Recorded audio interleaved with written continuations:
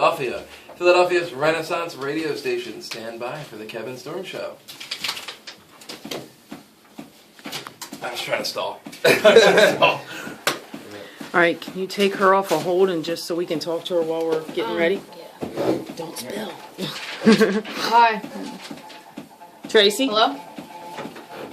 She's not there? She's there. Hi. Hi, how you doing? Okay.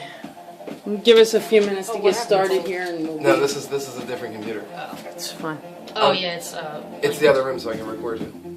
Yeah, you're not supposed to. I do it because I'm lazy. yeah. Oh, yeah, we need to just spend a couple of minutes. We're kind of in a hurry to leave, but we need a few minutes to talk about how to get all the audio tracks because I'm missing some and... That's me. Gotcha. Okay. All right. I have time after. Yeah, we're kind of strapped for time, but, you know, I don't have. No, do what we got to do. So I don't have much time. But Oh, she's under me. yeah, she's under. She'll hide under. Look at her eyes glowing. You need me to hang out with you, right? It's always fun to have you hang out. Yeah, all right. I'll babysit. Easy now. Oh, the words aren't going to play on that, are they? No, this is a remix. Yeah, it's a remix. Usually in remixes you try So I and did good? change No it a no little. ad on it? They try and You know what change the original is, right? Yeah. I'm Okay. just trying to think of it. But yeah. Oh yeah, no, you don't want the original. Right, playing. right. Yeah. You get me in trouble. We've had a few slips already. Were you listening last week when we called in? Did you hear what he said? I was in the bathroom. He said bullshit. That was Oh, two. But it's the guest. That was 2 I weeks. heard that, and then I heard you. That was 2. I heard you in the That bathroom. was going, 2. Yeah. You gotta watch That the was 2 video. weeks ago. Mom, that was Yeah. 2 weeks ago. Adam? Last week was Mark Last the week you were Bride. here. Last week was Yeah, Mark the yeah. Bride. I just moved something. This. What is this up here? Anything. She was like, Oh, don't worry about it. You didn't break anything. oh, it had close enough to the original, but Nuh-uh. you should have listened to this more. Okay, do you want to like just kill it and intro her and... Sure. The Yeah. phone's here. You have notes? Where are they at? Where's the papers? They're on the couch. Okay. Hello, everybody, and welcome to the Kevin Storm Show. Today we have Tracy Principi. She is a pet psychic, and we are going to do birthdays. Happy birthday to Marcela Fernandez Sabata from Buenos Aires, Argentina. Rosemary Apple, who's a master chef at Back to Eden Bakery and Boutique from Seattle, Washington, and Seth Tibbett from Washington, D.C., founder of Turtle Island Foods and creator of Tofurkey products. Mike? Hi, did you get everybody? That was it?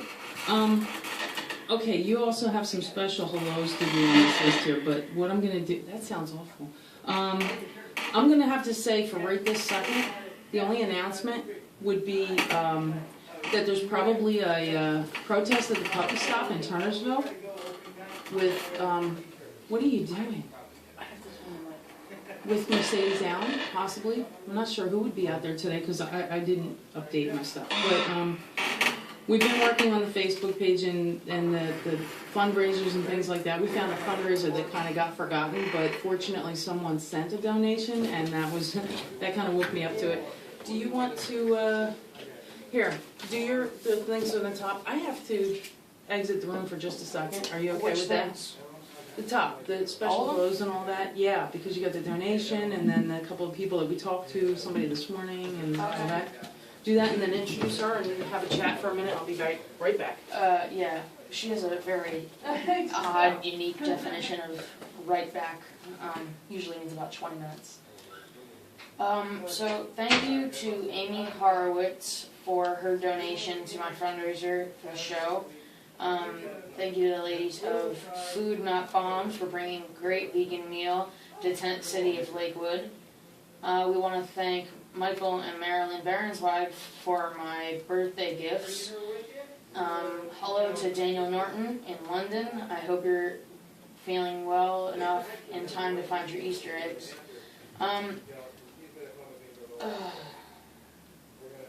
And a special thank you to Stephen Zivkov Anderson from Serbia, who Skyped with us this morning and helped my mom with her glitchy computer. We'll be doing a show with him to promote his documentary called Animals, A Parallel History. There's 2 announcements that my mom has the details on, so when she gets back, she can do them. But I'm going to say hello to our guest. Hi, Tracy. How are you today? I'm great. Thanks so much. Thank you, Beautiful. Kevin. Happy Sunday and happy Easter to everybody that celebrates. Hi, Tracy. Hi. Hi. Thank you for calling in today. Short notice. I really appreciate that. No problem at all. Glad to be here. There's 2, if you can excuse me for 1 second, there's 2 announcements that you have. It's the What did I have? the one in the middle, that one, Oh, for the Right Barons there. ones? that one, and the one at the bottom. Oh, listening today. Who's listening to Japor Northino? There's no name on Finish it. that. Oh no. Oh, Japor. Oh, okay, slip of the mind there for a second. Why don't you just go ahead and I'll find it and I'll interrupt you. Well, you need to do your announcement that's at the bottom. What's on the bottom? Oh, we have a little, I don't think you would call it campaign, but a little mission. An informal campaign. Informal campaign, no chicken left behind. Did you mention that we did that today? We dropped off some, 4 baby chicks. yes, 4 baby chicks this morning to a lovely woman named Tara, not Sinclair, Devlin, Tara Devlin. And she received those 4 today because one of them got left behind last week. We brought her a mama and 8 chicks. And so today she has the missing one out of the 8. Now she has 9. And the other 3 came from a mama that is still at Tent City in Lakewood. And you can find out more about that. If you're on Facebook, look up Tent City Chicken Run. Everything is on that page. Kevin, what are you doing? He's playing with something here. Come on. I'm not playing with it. Oh, and I apologize. I left our official show camera at home, so I'm recording everything on my phone, and hopefully that'll work. So tell me about Tracy. So, Tracy,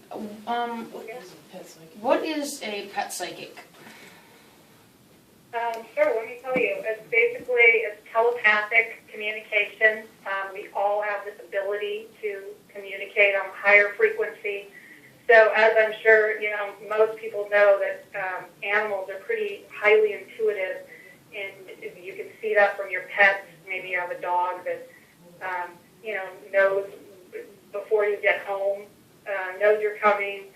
We often hear that, the pets know they can sense earthquakes before they happen, that kind of thing. And cancer. So animals are on that higher frequency. They have that heightened sense. They have different senses than we do. We have our 5 senses. Animals have even more than that, and they're very highly, intuitive to those senses. So we all are energy. Everything's energy. You are, I am, the pets, the animals, the table, the bed. And so we all have this ability to tap into that higher frequency of intuition. It's just that most people are busy and, we're in front of computers and we're just not tapping into that ability that we all have inherently. And so what I do is I tap into that. And I tap into that secret language of the animals, all animals, dogs, cats, birds, cows, pigs, tigers. It's all there. And they do communicate. They do have things to tell us. It's just that we don't speak their language. They're a soul in a different body, but they have a soul, all animals. Our pets and wild animals and farm animals. And they want to communicate if they could. They just can't speak. So I go in a telepathic, psychic state, and I'm able to communicate and figure out what's going on. So most of the time, again, we're on this wavelength of, my animal's behaving badly. He's got different behavioral issues, and so we want to train them, or we're just doing what we know. But if you go in and you communicate on a telepathic level, the whole level of communication, and that goes down to our spirit, our soul, and our heart. And that comes from the heart, not the brain, because we're all dealing with our left brain and what society teaches us. But if you language of the animal. And that's our soul. And that's what we're doing, is we're speaking soul to soul with the animals. And it's a really, really beautiful, beautiful thing to be able to do, because the animals have their own purpose for being here on this earth, just like we do. And their purpose is to teach us. And we can learn a lot from them if we go and we speak from the heart and connect with them through our heart center. But, you know, as you know, unfortunately, you know, most people are not doing that. So if we take a little time and we can, you know, we do that, anybody can do this. You can do it with your own pets. It just takes practice, consistency, you know, maybe a little bit of meditation, breath work, you know, to go in and connect in a different way. And it's really, really amazing, the messages and the beauty of it. So, yeah, it's I'm really blessed to be able to do this work.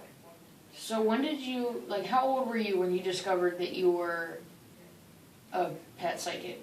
Or that you were... Had this ability. That you had this ability, or that you were Yeah. exceptionally tuned in? Well, yeah, I'll go back. So when I was a child, I was really in tune to animals. I loved, you know, animals and being around animals from a really young age. And I was shy. I connected better with animals than I did people. And so, you know, I didn't have a lot of friends. I was always kind of different. I had psychic abilities at a young age, again, with the animals. And, you know, but I had a lot of dreams, and I had things that scared me a lot, because I was connected with the spirit world and just scary things because I was a little kid. And so I ended up, you know, just turning it off at some point, growing up and turning it off because it scared me, and I didn't want to talk about it because I was already shy and awkward, and that made it even, you know, I just felt like I was not normal, I didn't fit in, and so I didn't want to tell anybody about it, and so I just kind of hid it, stuffed it away, and grew up and went to work and went on my way. And it wasn't until, honestly, when I really went vegan about 2 years ago, that these abilities came back. And I credit veganism with being able to have a lighter body, and it deepened my intuition, because these heavy chemicals and alcohol or coffee and meat, it weighs down our body. And so when you release all that from your body, you become much lighter and much more in tune and much more intuitive. Like I said, we all have this ability. So I really credit veganism with bringing me back to those abilities that I had when I was a child. Is there any animal or animals that are either easier or harder to talk to? Good question. For me, I find horses are very, very open. Of course, dogs, because they're such people pleasers, and they have that unconditional love. And I'm around dogs all day, so those are easy. And birds, parrots, they are extremely, extremely intelligent and very open to communication. Now, dogs, you're mentioning dogs and birds, they seem to be the ones most common that people claim that communicate so well, because a lot of birds can like repeat words like parrots and things like that, and even dogs, people put such human personalities on them, so why would they be harder than any other animal? Oh, you just cut out at the end there. Can you repeat that again? Why would they be so hard, harder than any other animal? What would be harder than another animal? No, the dogs and birds, why would they be harder than another animal? Oh, dogs and birds are easy, to me anyway, in my experience, because they're already more, dogs are that unconditional love, so they're always open. You know, dogs have been abused horribly, but they still wag their tail and they still come to you. Horses have this incredible energy, around them. They've been on the planet a really long time, and they've evolved. So they're really cool to work with. And same with birds. You know, they've been on the planet, they've evolved for, you know, millions of years. And so they have a very high vibration, and they're very open. And like you said, they already communicate. You know, they parrot, or you know, they speak words. Fascinating. How do like gerbils and hamsters communicate? Turtles and hamsters. Yeah, you can. You know, you can communicate with just. You know, I can communicate with a fish. Really, anything out there. It's the same. It's basically the same. You know, we're working with the same energy. So the same psychic energy that I use for animals, I would use if I was talking to, you know, a crossed over loved one. Because I communicate with animals that are living, and I also communicate with crossed over animals. So a lot of times people want to know how their pet that has crossed over is doing, because, you know, they love their pet, and they want to know that their pet is okay. And oftentimes the pets that have crossed over to the other side, you know, I can communicate with them just in the same way that I communicate with crossed over loved ones, you know, people that have crossed over. So it's I'm tapping into the same universal energy. It's all the same energy. When people say we are all one, we really are. We are all one. All the animals, everything. Have you ever like communicated with an animal that was in captivity, like at a zoo or a circus? Yes, I have. And you know, there's a lot of you know, as you know, there's a lot of controversy around those types of things with the whales. And I'll tell you the story. I went to the circus once. I was a child. Maybe I was 8, 9, 10 years old. Most kids like to go to the circus. They enjoy the show. I was horrified. I